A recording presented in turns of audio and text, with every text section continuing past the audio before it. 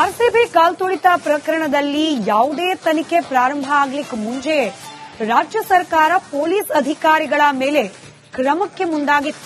Police ಅಧಿಕಾರಿಗಳನ್ನ ಅಮಾನತು ಮಾಡಿ ಇಡೀ ಪ್ರಕರಣದ ಜವಾಬ್ದಾರಿಯನ್ನು ಪೊಲೀಸ್ ಇಲಾಖೆ ಮೇಲೆ ಹೊಣೆ ಹೊರಿಸುವ ಪ್ರಯತ್ನವನ್ನ ಮಾಡಿತ್ತು. ಆದರೆ ನಿನ್ನೆ ನಡೆದ ಬೆಳವಣಿಗೆಯಲ್ಲಿ ಸರ್ಕಾರಕ್ಕೆ ಭಾರೀ ಮುಖಭಂಗವಾಗಿದೆ.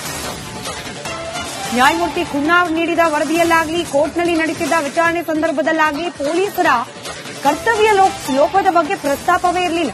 ಹೀಗಾಗಿ ಆಗಿರುವ ಮುಜುಗರವ ಡ್ಯಾಮೇಜ್ ಕಂಟ್ರೋಲ್ ಮಾಡುವ ಸಲುವಾಗಿ, ಮತ್ತಷ್ಟು ಮುಜುಗರವನ್ನ ತಪ್ಪಿಸಿಕೊಳ್ಳುವ ಸಲುವಾಗಿ ಸರ್ಕಾರ ತಾನೇ ನೀಡಿದ್ದ ಆದೇಶವನ್ನ ವಾಪಸ್ ಪಡೆದು ಪೊಲೀಸರ ಅಮಾನತಿನ ಆದೇಶವನ್ನ ಸಂಬಂಧಪಟ್ಟಂತೆ ಇದೀಗ ಇದೇ ವಿಚಾರಕ್ಕೆ ಸಂಬಂಧಪಟ್ಟಂತೆ ವಿರೋಧ ಪಕ್ಷ ಬಿಜೆಪಿ ಕಿಡಿಕಾರ್ತಾ ಇದೆ. ಸರ್ಕಾರ ಮಾಡಿದ ಎಡವಟ್ಟಿನ ವಿರುದ್ಧ ಪ್ರತಿಭಟನೆ ಮಾಡುವ ನಿರ್ಧಾರವನ್ನ ವಿರೋಧ ಪಕ್ಷ ಬಿಜೆಪಿ ಮಾಡ್ತದೆ.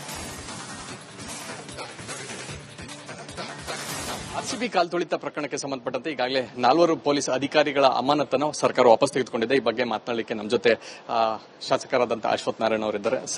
ಸರ್ಕಾರ ಈಗೇನು ಕಾಲ್ತುಳಿತ ಪ್ರಕರಣವನ್ನ ತಮ್ಮ ಮೇಲಿಂದ ಪೊಲೀಸರ ಮೇಲೆ ಹಾಕಿದ್ರು, ಈಗ ಪೊಲೀಸರನ್ನ 5 ಜನ ಅಮಾನತು ಮಾಡಿದ್ರು, ಅದರಲ್ಲಿ 4 ಜನರ ಮೇಲಿನ ಅಮಾನತನ್ನು ವಾಪಸ್ ತೆಗೆದುಕೊಂಡಿದ್ದಾರೆ. ನೋಡಿ, ಒಟ್ಟಾರೆ ರಾಜ್ಯ ಸರ್ಕಾರ ತನ್ನೇನೇ ಕ್ರಮಗಳು, ತನಿಖೆಗಳು, ಇನ್ನೊಂದು ಮತ್ತೊಂದು ಯಾವುದೂ ಅವಶ್ಯಕತೆ ಇರಲಿಲ್ಲ. ಅಂದ್ರೆ ಪ್ರಾರಂಭದಲ್ಲಿ ಸರಿಯಾಗಿ ಮಾಡಬೇಕಿತ್ತು, ಅವ್ರು ಯಾವಾಗ ಮಾಡಲಿಲ್ಲ, ಸೂಕ್ತ ಕ್ರಮ ವಹಿಸಲಿಲ್ಲ, ಬೇಜವಾಬ್ದಾರಿತನದಿಂದ ರಾಜ್ಯ ಸರ್ಕಾರನೇ ವರ್ತನೆಯನ್ನು ಮಾಡಿದ್ದನ್ನು ಕಂಡು ಚೀಫ್ ಜಸ್ಟಿಸ್ ಬೆಂಚ್ ಸುವೋ ಮೋಟೋ ಈ ಕಾಲ್ತುಳಿತದ ಕೇಸನ್ನು ಕೈಗೆತ್ತಿಕೊಳ್ತಾರೆ. ನಿಜಕ್ಕೂ ವ್ಯವಸ್ಥೆ ಸಂಪೂರ್ಣವಾಗಿ ಕುಸಿದೋಗಿದೆ ಅನ್ನೋಕೆ ಅದಕ್ಕೆ ಒಂದು ಉದಾಹರಣೆ ಮತ್ತು ಒಂದು ಸಾಕ್ಷಿಯಾಗಿದೆ. ಯಾವೊಂದು ವ್ಯವಸ್ಥೆ ಸಂಪೂರ್ಣವಾಗಿ ಅವ್ಯವಸ್ಥೆಯಿಂದ ವ್ಯವಸ್ಥೆ ನಡೀತಿದೆಯೋ ಆ ವ್ಯವಸ್ಥೆಯಲ್ಲಿ ಇಂಟರ್ವೆನ್ ಆಗಿ ಎಲ್ಲೋ ಒಂದು ಕಡೆ ಮಧ್ಯ ವಹಿಸಿ ಎಲ್ಲೋ ಒಂದು ಜನರ ರಕ್ಷಣೆ, ನ್ಯಾಯವನ್ನು ಕೊಡಲಿಕ್ಕೆ ಚೀಫ್ ಜಸ್ಟಿಸ್ ಬೆಂಚ್ ಮುಂದೆ ಬಂದಿದೆ. ಹಾಗಾಗಿ ಅದು ವ್ಯಕ್ತವಾಗುತ್ತೆ ಬಹಳ ಸ್ಪಷ್ಟವಾಗಿ ಯಾವ ರೀತಿ ರಾಜ್ಯ ಸರ್ಕಾರ ಒಂದು ದೃಢಾಡಳಿತವನ್ನು ಕೊಡ್ತಿದ್ದಾರೆ ಅನ್ನೋದು ಅದಕ್ಕೆ ಸ್ಪಷ್ಟ ಉದಾಹರಣೆ. ಕಾಲ್ತುಳಿತದ ಒಂದು ಘಟನೆಯಿಂದ ಬಹಳ ಸ್ಪಷ್ಟವಾಗಿ ವ್ಯಕ್ತವಾಗುತ್ತೆ. ಈಗ ಮೊನ್ನೆ ಡಿಕುನವರ್ ರಿಪೋರ್ಟ್ ಏನ್ ಕೊಟ್ಟಿತ್ತು ಎಲ್ಲ ಪೊಲೀಸ್ ಅಧಿಕಾರಿಗಳ ಇವರು ಅವ್ರ ಮೇಲೆ. ಸೊ ಒಂದು ಕಡೆ ವರದಿನ ಈ ರೀತಿ ತೊಳ್ತಾರೆ, ಇನ್ನೊಂದು ಕಡೆ ಸಸ್ಪೆನ್ಷನ್ ಕ್ಯಾನ್ಸಲ್ ಮಾಡ್ತಾರೆ. ಮೊದಲೇ ಸಸ್ಪೆನ್ಷನ್ ಯಾತಕ್ ಮಾಡಿದ್ರಿ? ಸಂಪೂರ್ಣ ತನಿಖೆ ಕಾಯ್ಬೇಕಿತ್ತು. ಅವ್ರೇನ್ ಮಾಡಬಾರ್ದು, ನೀವು ಮಾಡಿರೋ ತಪ್ಪಿಗೆ ಅವ್ರ ಮೇಲೆ ಯಾಕೆ ಶಿಕ್ಷೆ ಕೊಡಬೇಕಿತ್ತು?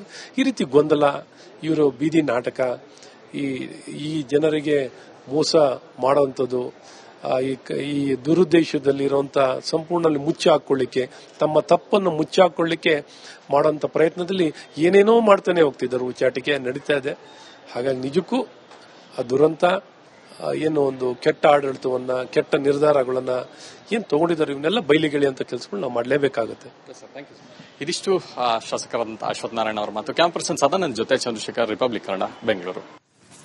ಆರ್ಸಿಬಿ ಕಾಲ್ತುಳಿತ ಪ್ರಕರಣದಲ್ಲಿ ಯಾವುದೇ ತನಿಖೆ ಪ್ರಾರಂಭ ಆಗಲಿಕ್ಕೆ ಮುಂಚೆ ರಾಜ್ಯ ಸರ್ಕಾರ ಪೊಲೀಸ್ ಅಧಿಕಾರಿಗಳ ಮೇಲೆ ಕ್ರಮಕ್ಕೆ ಮುಂದಾಗಿತ್ತು.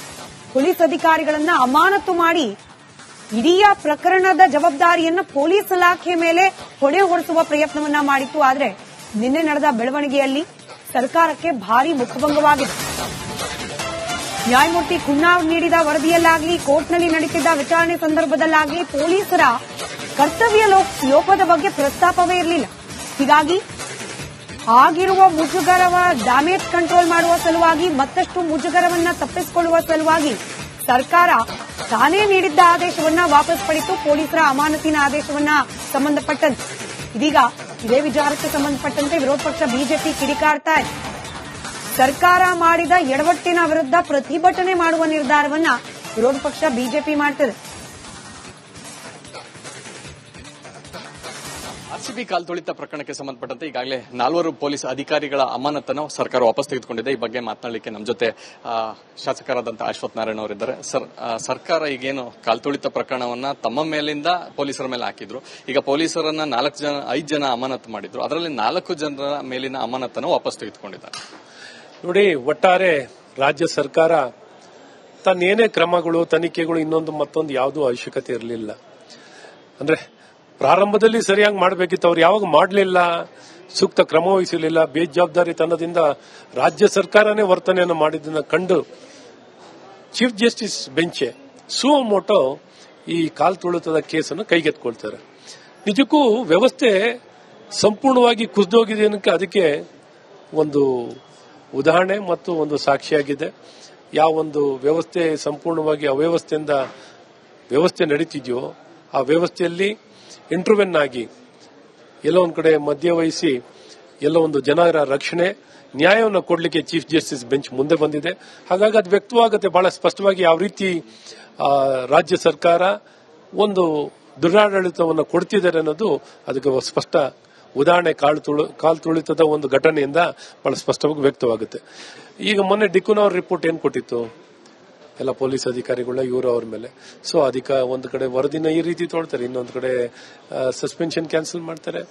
ಮೊದಲೇ ಸಸ್ಪೆನ್ಷನ್ ಯಾತಕ್ ಮಾಡಿದ್ರಿ? ಸಂಪೂರ್ಣ ತನಿಖೆ ಕಾಯ್ಬೇಕಿತ್ತು. ಅವ್ರೇನ್ ಮಾಡಬಾರ್ದು, ನೀವು ಮಾಡಿರೋ ತಪ್ಪಿಗೆ ಅವ್ರ ಮೇಲೆ ಯಾಕೆ ಶಿಕ್ಷೆ ಕೊಡಬೇಕಿತ್ತು?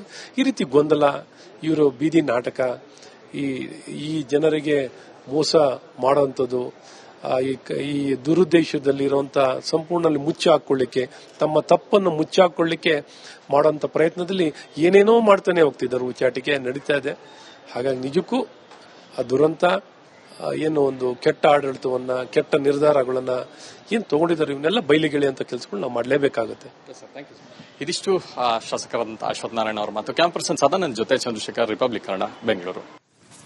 ಆರ್ಸಿಬಿ ಕಾಲ್ತುಳಿತ ಪ್ರಕರಣದಲ್ಲಿ ಯಾವುದೇ ತನಿಖೆ ಪ್ರಾರಂಭ ಆಗ್ಲಿಕ್ಕೆ ಮುಂಚೆ ರಾಜ್ಯ ಸರ್ಕಾರ ಪೊಲೀಸ್ ಅಧಿಕಾರಿಗಳ ಮೇಲೆ ಕ್ರಮಕ್ಕೆ ಮುಂದಾಗಿತ್ತು.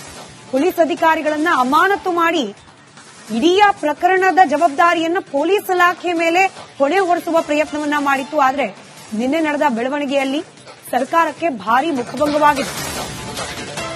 ನ್ಯಾಯಮೂರ್ತಿ ಖುನ್ನಾರ್ ನೀಡಿದ ವರದಿಯಲ್ಲಾಗಲಿ, ಕೋರ್ಟ್ನಲ್ಲಿ ನಡೆಸಿದ್ದ ವಿಚಾರಣೆ ಸಂದರ್ಭದಲ್ಲಾಗಲಿ ಪೊಲೀಸರ ಕರ್ತವ್ಯ ಲೋಪದ ಬಗ್ಗೆ ಪ್ರಸ್ತಾಪವೇ ಇರಲಿಲ್ಲ.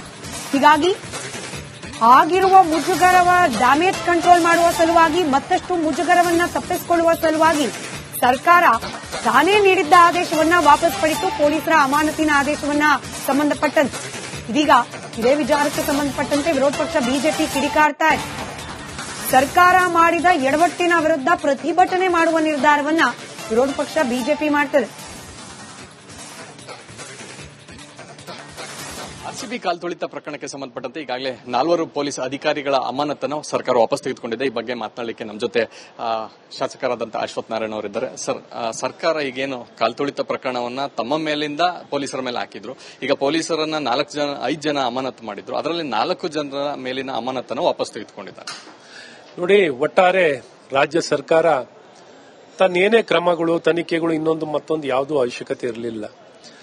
ಅಂದ್ರೆ ಪ್ರಾರಂಭದಲ್ಲಿ ಸರಿಯಾಗಿ ಮಾಡಬೇಕಿತ್ತು, ಅವ್ರು ಯಾವಾಗ ಮಾಡಲಿಲ್ಲ, ಸೂಕ್ತ ಕ್ರಮ ವಹಿಸಲಿಲ್ಲ, ಬೇಜವಾಬ್ದಾರಿತನದಿಂದ ರಾಜ್ಯ ಸರ್ಕಾರನೇ ವರ್ತನೆಯನ್ನು ಮಾಡಿದ್ದನ್ನ ಕಂಡು ಚೀಫ್ ಜಸ್ಟಿಸ್ ಬೆಂಚ್ ಸುಮೋಟೋ ಈ ಕಾಲ್ತುಳಿತದ ಕೇಸನ್ನು ಕೈಗೆತ್ತಿಕೊಳ್ತಾರೆ.